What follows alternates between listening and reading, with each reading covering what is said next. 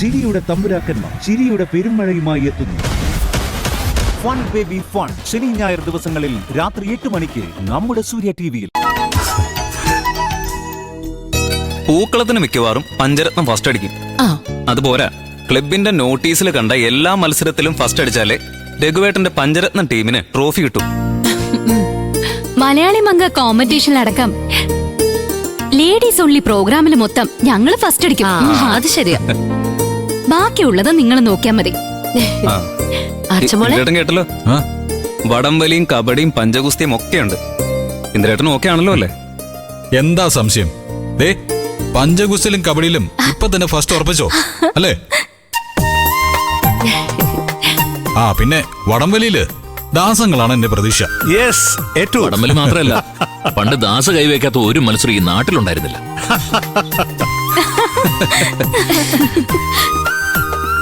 അത് മാത്രോ, അന്ന് ഈ പഞ്ചഗുസ്തിയിൽ ദാസിനെ തോൽപ്പിക്കാൻ ഈ പരിസരത്താരും ഉണ്ടായിരുന്നില്ല. അങ്ങോട്ടേക്ക് ഇപ്പോഴും രണ്ട് കൈയൊക്കെ നോക്കാം അല്ലേ ഭാനുമേ? പിന്നല്ലാതെ. എന്തോ അല്ല, ഈ പഞ്ചരത്നത്തിന്റെ അഭിമാനം കാത്തുരക്ഷിക്കുന്നത് നമ്മുടെയൊക്കെ കടമയല്ല. അല്ല, ഉറിയടി മത്സരം ഉണ്ടെങ്കിൽ ഞാനൊരു കൈ നോക്കിയേനെ. അതെ, അത് ശരിയാ. അതെ, തീറ്റ മത്സരം കൂടി ഒന്ന് പരീക്ഷിച്ചാലോ ഭാനുമേ? അയ്യോ, മത്സരത്തിന് ഏത്തപ്പഴം ഇഡലിയൊക്കെ ആയിരിക്കില്ലേ? മട്ടേരിയുടെ ചോറും മീൻകറി ആയിരുന്നെങ്കിൽ തീറ്റ മത്സരത്തിൽ ഒരു പിടി പിടിച്ച് നോക്കായിരുന്നു. ചീരുവിന്റെ കാര്യത്തിലാ എനിക്ക് ചെറിയൊരു ടെൻഷൻ. ഓണാഘോഷത്തിന്റെ ആവേശത്തിലേ ഡെലിവറി ഡേറ്റ് അടുത്ത കാര്യം നീ മറക്കല്ലേ മോളെ? അതൊന്നും കുഴപ്പമില്ല ചേച്ചി. എല്ലാരും എല്ലാം മറന്ന് ഓണം ആഘോഷിക്കണം എന്നല്ലേ? എല്ലാ സങ്കടങ്ങളും മറന്ന് ഓണം ആഘോഷിക്കണമെന്നാണ് ചീരു.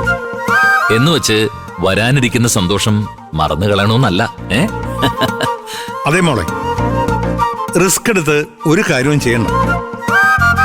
ഓണം അടുത്ത വർഷവും പിന്നത്തെ വർഷവും ഒക്കെ വരും. ഏയ്, റിസ്ക് ഒന്നും എടുക്കില്ല അങ്കിളെ. എന്നെ കൊണ്ട് പറ്റാവുന്ന അത്രയും ഞാൻ ചെയ്യും. ഈ ഓണത്തിന് നമ്മൾ കപ്പ് നേടിയില്ലെങ്കിൽ പിന്നെ എപ്പോഴാ? ചേച്ചി ഒന്ന് നിന്ന് തന്നാ മതി, ബാക്കി ഞങ്ങൾ നോക്കിക്കോളാം. നമ്മൾ 5 പേരും കളിച്ചാലല്ലേ പഞ്ചരത്നത്തിലെ ടീമാവും.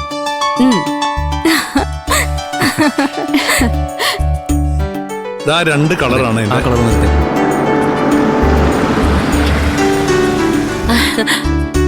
രഘുവാമ്പിളിയാണല്ലോ.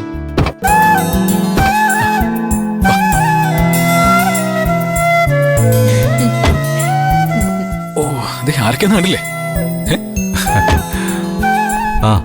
വാടാ വാടാ. ലച്ചു, പൂക്കളം കൊള്ളാലോ. എങ്ങനെയുണ്ട് രഘു? നോക്ക്,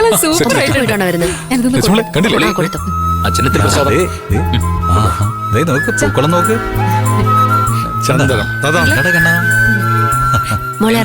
അവിടുത്തെ ഒരുക്കങ്ങളൊക്കെ എല്ലാം സെറ്റ് ആവുമ്പോ ഞങ്ങള് എല്ലായിടത്തും പോയി നോക്കിട്ടാ വരുന്നേ. പൂക്കളയിട്ട് തീർന്നല്ലോ അല്ലേ?